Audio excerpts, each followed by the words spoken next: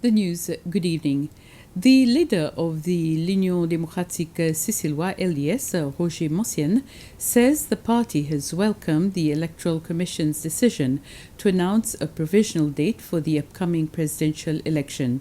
He says that this will give political parties the time to prepare themselves and also have an oversight on the Electoral Commission's preparations. In an interview, Mr. Mancienne also added that LDS has always been in favor of having a specific date to hold elections so as to allow better preparations. Even observers overseas have always been a bit put off by sudden announcements of elections and so on. So this gives us an opportunity. But in the present circumstances, there are still uncertainties as to how we deal with the situation of the COVID epidemic, the health emergency, because this imposes a lot of constraints itself. For example, it poses a constraint on travel overseas. If you travel overseas, you would have to go into quarantine somewhere. And if you're coming into Seychelles, the same thing. So that tends to make the timing a little bit more complicated. And it has an effect on our campaign itself. And we do not have clear guidelines yet on how this can be managed. But we are in contact with the Public Health Commissioner to see how we can have these traditional means of campaigning as usual, even though if they pose certain stricter conditions. And the Secretary General of the United Seychelles Party, Andy Jean-Louis, says that the party appreciates the Electoral Commission's decision to announce the provisional date to hold the upcoming presidential election. He says that the announcement has given clarity as there were doubts about whether or not the election would be held due to the COVID-19 pandemic. During an interview this afternoon, he said that US is engaged to participate in the democratic process for the upcoming presidential election. The United Seychelles welcomes the decision by the Electoral Commission to announce provisional dates because we feel it provides a roadmap for the various parties for us to plan ahead. Because, with the COVID-19 situation, there was a bit of uncertainty. So at least now we have clarity on the dates, tentative dates of the election. The National Assembly has condemned the incident where a Bangladeshi farm worker was assaulted by 3 Seychellois on Saturday evening. The injured man worked on Geoffroy's farm at Anse Royal. 3 members of the Assembly spoke against the attack, including the Speaker, who said that the Assembly did not tolerate such actions. The incident happened in the vicinity of the Anglican Church, where 3 Bangladeshi farm workers had stopped to have their takeaway meals. 2 managed to escape the attack, but 1 suffered injuries and had to be admitted to hospital. The MNA for Anse Royal, Sylviane Lemiel, said the attackers were quite young, though she did not mention their age. She appealed to the Anse Royal community to unite and refrain from xenophobic sentiments. The leader of the opposition, Wivel Ramkalawan, also condemned the attack, saying the country could not be overrun by violence. The Speaker, Nicolas Préat, insisted that the Assembly did not tolerate such actions. 2 of the attackers are in police custody. Seychelles is celebrating World Ocean Day today. The theme for this year is Innovation for a Sustainable Ocean. To mark the event, the James Michel Blue Economy Research Institute launched the Blue Economy online course at Vice President Vincent Meriton's office this morning. This is a free course and anyone can register as of today on moocfordev.org/Blue Economy.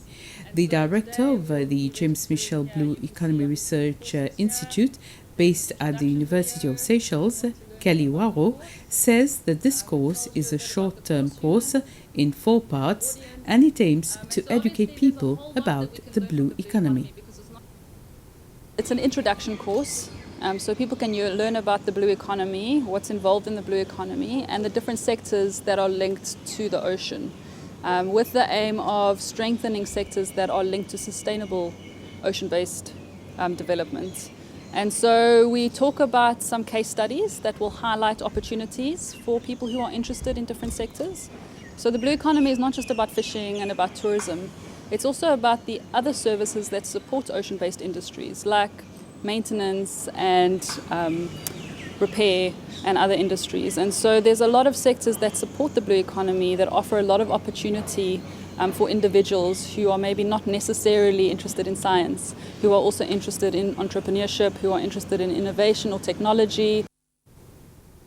The Fishermen and Boat Owners Association, the FBOA, is amending its constitutions so that it can legally represent the fishing industry at national level.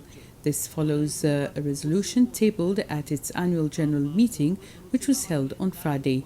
The FBOA chairman, Keith André, says that this new structure will also mean a change of name to the Seychelles Fishermen and Boat Owners Association, and it will become the SFBOA.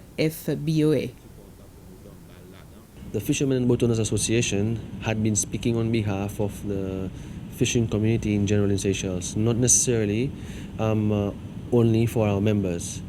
We were doing this for many years, and it has been recognized in many instances that we do represent the fishing community as an umbrella association. But now the resolutions tabled were to make this status a legal status, because it was not into our constitution, and we were doing it out of goodwill. But now we want it to be a legal status.